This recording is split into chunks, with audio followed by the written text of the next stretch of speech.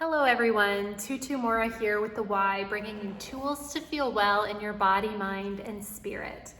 Today we are going to be doing a travel restore session. So that means opening up, strengthening, and stretching some of those spaces that can feel really restricted during travel. So that can be our legs and our hips as we're sitting in tiny airplane seats.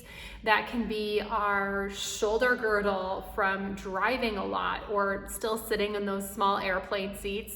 So we're going to just move through this session with, I've got a dowel here, but you can use a broom handle, or indeed you can just use like a ruler or anything that's going to give you a little feedback. I also have a box. This is optional, but you can use a yoga block or anything that's gonna offer just a little bit of feedback on a raised platform for one leg. But again, totally optional with the block. So let's go ahead and get started. We're going to start with our lower body. So go ahead and find a space that you can move around on comfortably without feeling like your body is gonna be hitting a wall or something. So set your box off to the side. We won't need that for a minute. But with our dowel here, we're going to find the feedback that we need for our spine to ensure that our spine stays stable and in a neutral position when we move. So I'm going to be taking this dowel behind me so that I can feel the base of my skull, the back of my heart, and my low back against the dowel. Now, if you feel uncomfortable connecting those three spaces, for example, if your head is far forward and you can't connect the back of your skull without forcing it back, just connect the base of your spine and the back of your heart. If you feel like you can't bring your ribs back to connect with the dowel behind you, so you feel like you have to force them back, then just let that space go, connect the base of your skull and the base of your spine. So 2 out of 3 is just fine, 3 is ideal, but do what feels good for your body today. And just make sure that one of the 2 is your low back, the base of your spine. So find whatever connection points feel doable. And let's find a wide stance where we have a slight turnout through the leg. And we're gonna keep that feedback against those 2 out of 3 or 3 out of 3 points against your spine. And we're going to take a hip hinge. And just let yourself hinge right through your legs, down, until you feel like you don't have those connection points anymore. You might even feel like you need to tip your tail up towards the ceiling, arching your back just a smidge, and that's absolutely fine. And then go ahead and bring yourself back up. Now what we're doing here is called hip disassociation. So we are allowing your spine to move independently from the hips so that when we hinge at the hip, we don't need to bring any of this along with it. We're really finding that movement that's possible just to hinge your spine. So let's take that a couple times. Feeling those 2 out of 3 connection points or 3 out of 3. And start to tip your tailbone up towards the ceiling as you hinge from the hips. And back up. Let's do that a few more times. Tipping your tailbone up towards the ceiling as you hinge.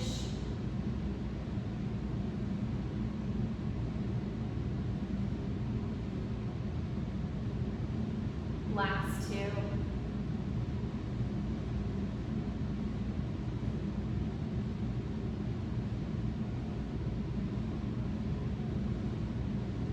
And last 1.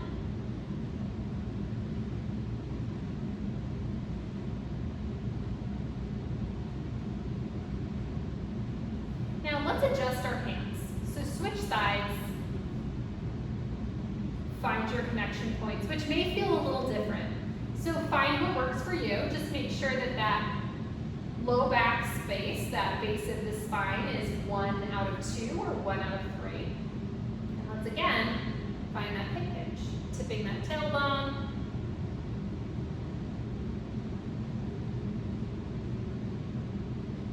Let's take about 3 more.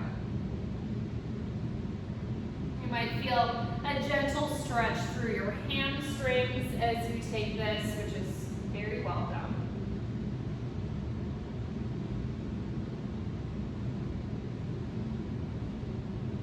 Last one.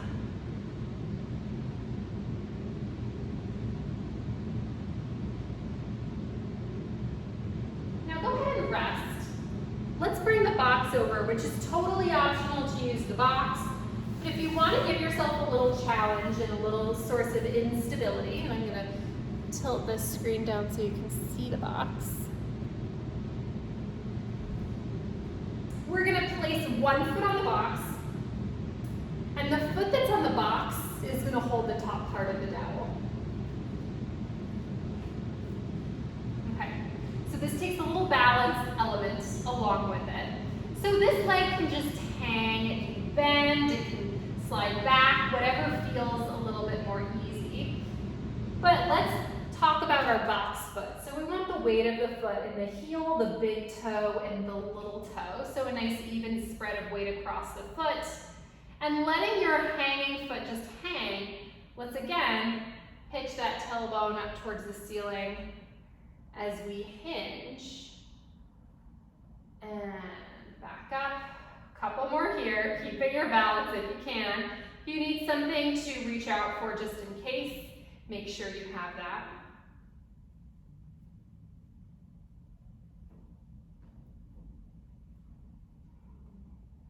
And last one.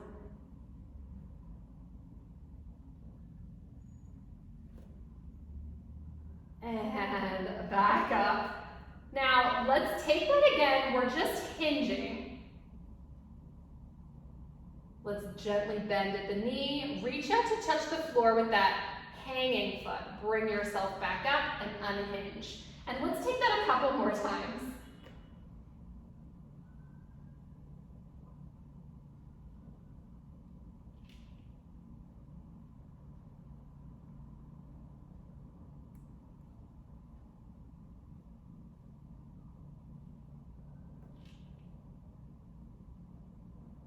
All the way back down. Switching sides. Switching hands, switching feet. One side will likely feel easier than the other, but this can be pretty challenging stability-wise.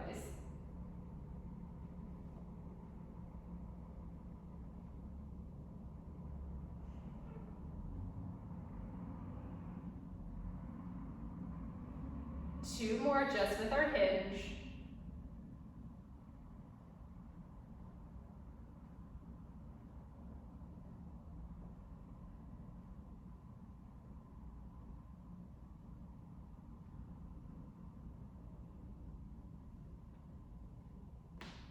Now let's hinge, bend that knee, reach out to touch the floor with that hanging foot.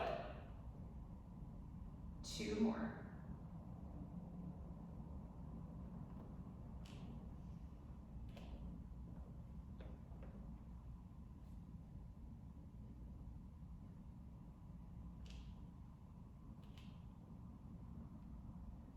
And then go ahead and step down off the box. Let the dowel just hang at your side for a moment and just stand. See how it feels through your legs and your hips. Take a couple steps. And just notice how it feels through that space. Let's come back to our original test here. Little turnout with a wide stance. Find your dowel. Hands can be whichever way they feel good, but connect those points. So 2 out of 3 or 3 out of 3, but make sure that that low back one is one of them. So base of the spine. Let's hinge. Pitch that tailbone up towards the ceiling. And back up. One more. Let's switch sides with the hands just to keep ourselves even.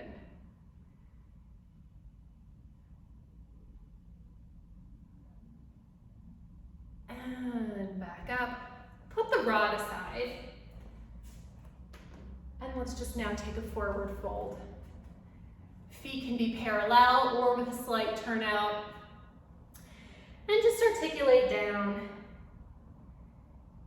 Stopping wherever you feel any tension or tightness, but if your hands touch the floor, just hang here for a moment. You can maybe sway your arms from side to side.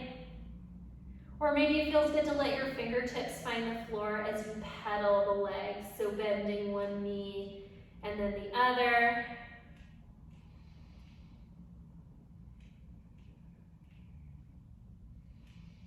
And then go ahead and stack yourself all the way back up. Again, take a couple steps around. Notice how the lower half of your body feels. Okay, so let's turn our attention to the upper half of our body. And we're gonna be against a wall. Okay. So,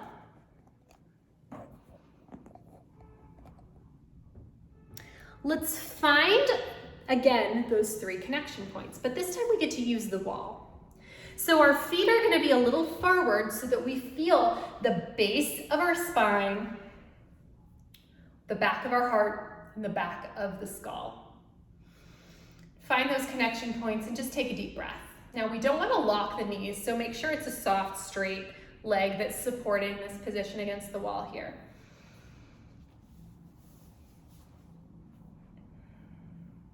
Arms can come forward, but without losing those connection points against the wall. Let's plug your arms in so that you feel your arm come back and that shoulder gets to have some feedback against the wall. Let's bend at the elbow and just open the arms out, but without losing those connections of your spine against the wall. Take a deep breath. Bring your arms together and repeat, but keeping your arms plugged into the shoulder and your spine resting with those connection points against the wall.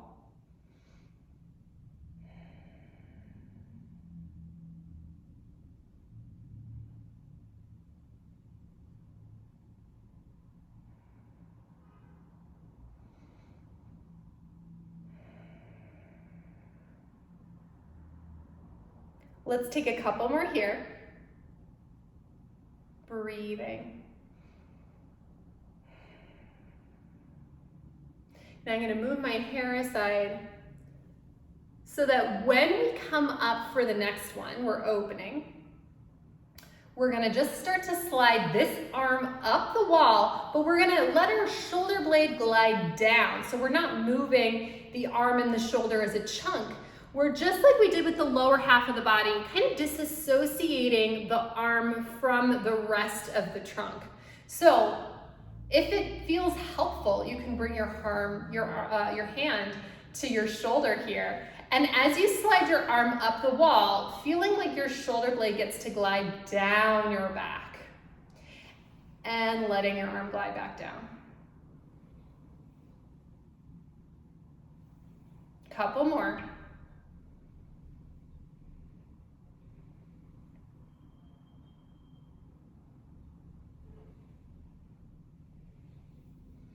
Go ahead and bring your arms back, connect them back so arms get to plug into the shoulder, opening out, taking a deep breath. Let's take that same thing to the other side.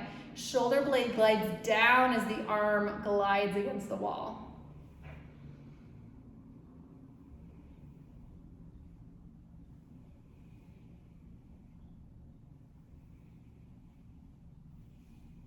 Last one. Arms come forward again. Find that plug in, opening out for the last time.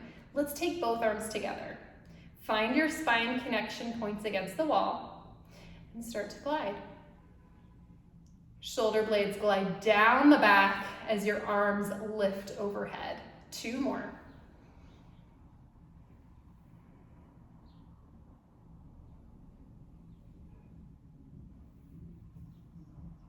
Go ahead and bring your arms back, let your arms rest. Go ahead and stand up, and again, just take a couple steps around the room. Notice how it feels through your trunk, through your hips and your shoulders.